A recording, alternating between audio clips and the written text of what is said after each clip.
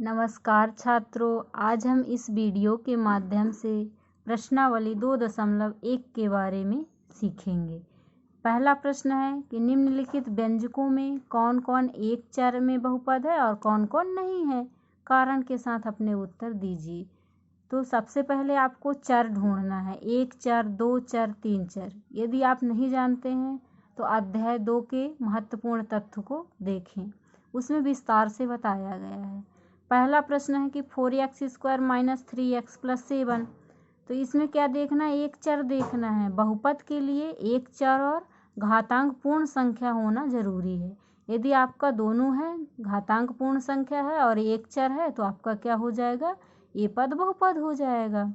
तो आपको ऐसे लिखना है, एक चर तो है ही, x है, और घातांक भी देख लो, 2 है इसका घातांक और ये 1 है, तो ये बहुपद है, पूर्ण संख्या भी है घातांक। तो आप कैसे लिखोगे कॉपी में, एक चर में बहुपद है क्योंकि इसमें एक ही चर क्या है, x है, तथा प्रत्येक घातांक भी पूर्ण संख्या है। अब आपका दूसरा क्या है,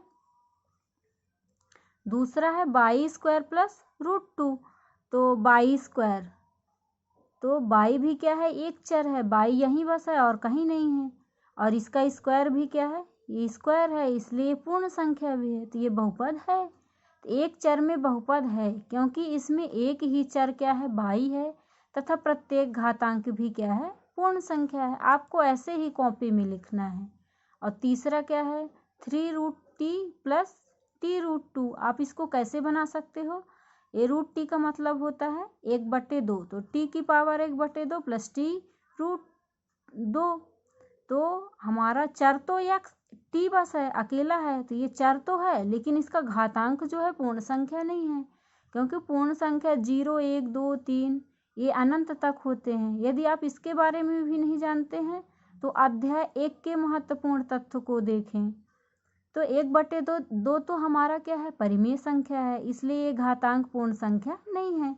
तो आप कैसे लिखोगे, एक चर में बहुपद नहीं है क्योंकि इसमें चर तो एक ही है, लेकिन प्रत्येक घातांक पूर्ण संख्या नहीं है।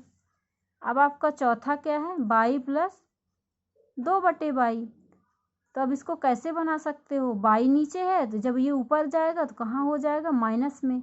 तो हमारा एक चर तो है, y बस तो है, लेकिन घातांक क्या है, -1 है।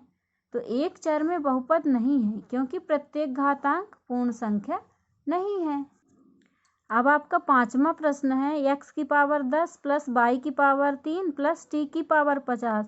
अब हमारे पास चर कितने हो गए, 3 हो गए, x, y, t, और घातांक क्या है, 10, 3, 50। तो घातांक तो पूर्ण संख्या है क्योंकि पूर्ण संख्या आप अनंत तक बना सकते हो, जो कि क्या होनी चाहिए, पूर्ण संख्या होनी चाहिए।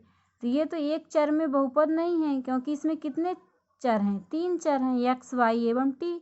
हालांकि प्रत्येक घातांक पूर्ण संख्या है, तो इसको आप क्या लिख सकते हो, अतः यह बहुपद तो है लेकिन 3 चरों में है। अब आपका दूसरा प्रश्न क्या है, निम्नलिखित में से प्रत्येक में x² का गुणांक लिखिए। आपका दूसरा प्रश्न क्या है, निम्नलिखित में से प्रत्येक में किसका गुणांक लिखना है, x² का गुणांक लिखना है। तो पहला प्रश्न क्या है, 2 + x² + x। तो हमें कौन सा पद में जाना है, x² में जाना है।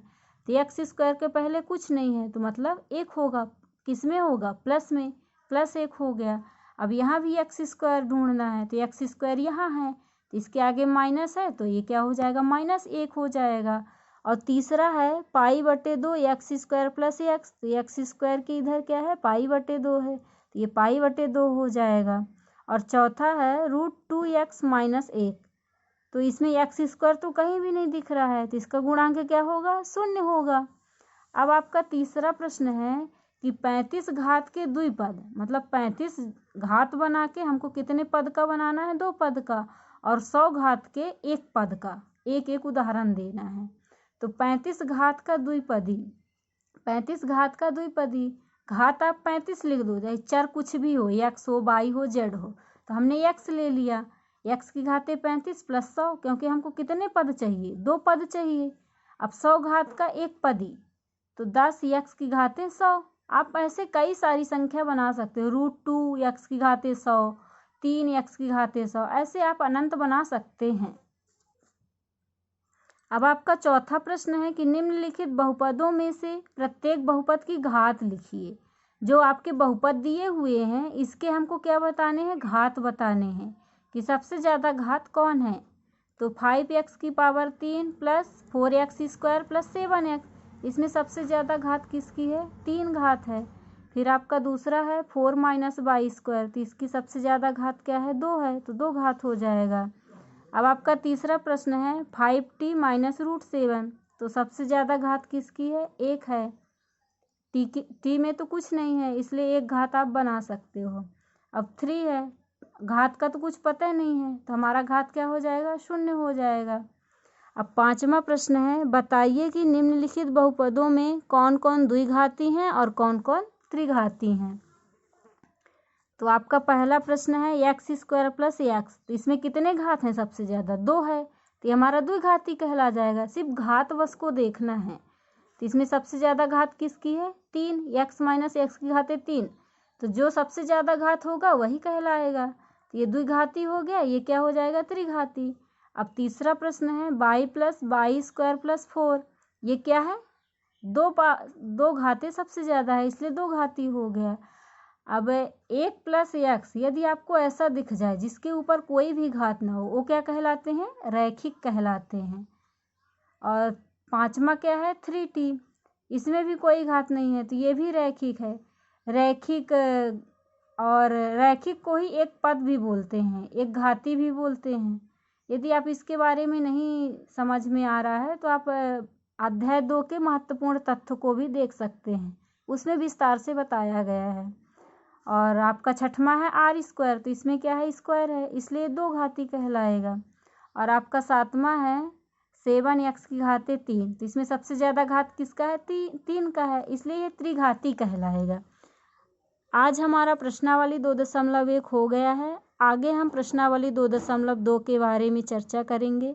तो हमारे वीडियो को देखने के लिए आप लाइक और सब्सक्राइब करिए। धन्यवाद।